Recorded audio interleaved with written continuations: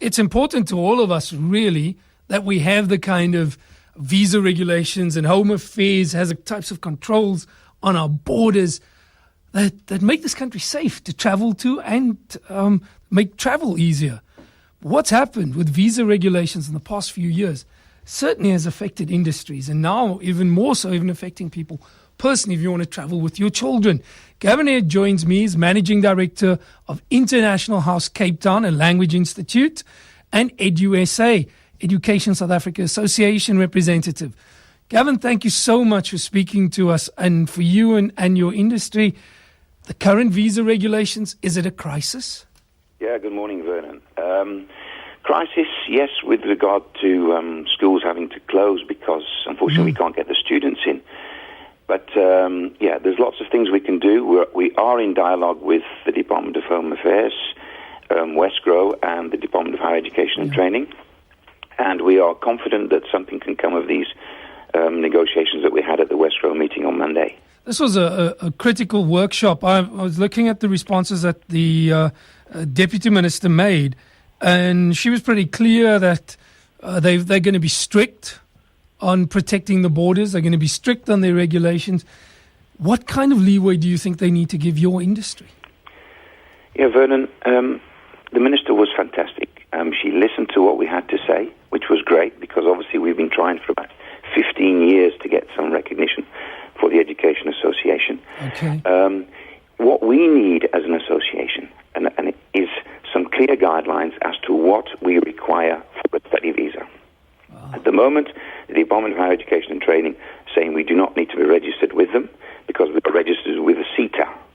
The CETA, so we have accreditation and registration with this. And when we apply for a visa, then the Department of Home Affairs basically say you've got to be registered with the Department of Higher Education and Training, which we can't do. And we have a letter from the Department of Higher Education and Training saying we do not need to be registered because our courses are short courses. So all we need is to chat with the Department of Home Affairs, get some sort of dispensation for 12 months or 18 months until such time as they know what we actually require. Our association is accredited with UK, with Cambridge, with Oxford.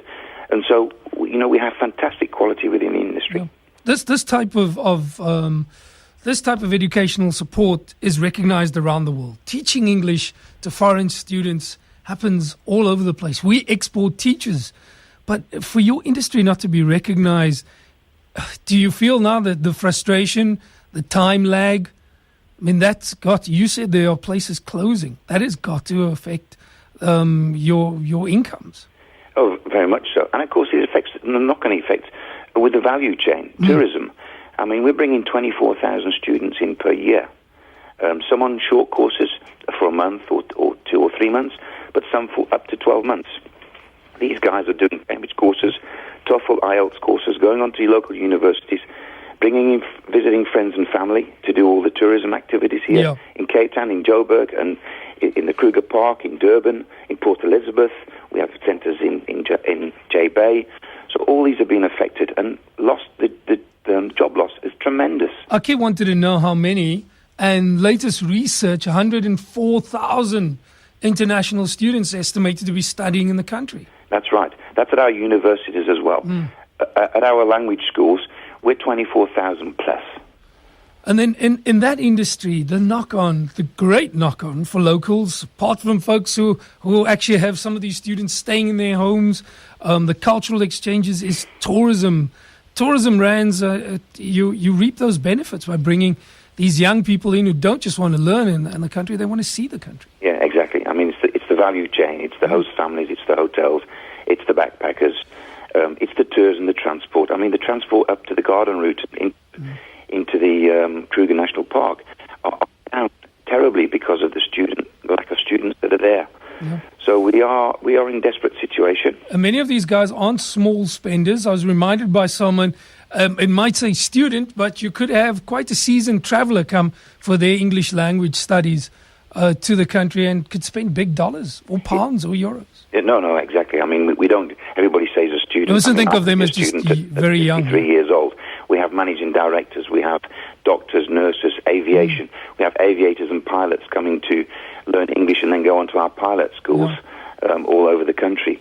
So, it's just amazing the amount of people that we get and the quality of the people that we get. Gavin, we want to thank you for giving us just that small insight and obviously the follow-ups on Monday's workshop. It's a story and an issue I think we will follow closely. Thank you for your time. If anyone wants to find out more, which website could they go to? What, for the language studies or the industry? Oh, for the language studies. Well, they can go to www.internationalhousecapetown.com. Yeah, and that's how they can connect with you as well. And that's how they can connect with me. Because Gavin and is I can put them also in contact with the association. Yeah. And I just want to thank everybody for listening, especially the Deputy Minister. Okay. Gavin, we're losing you on the line. They're breaking up, and we have to say goodbye.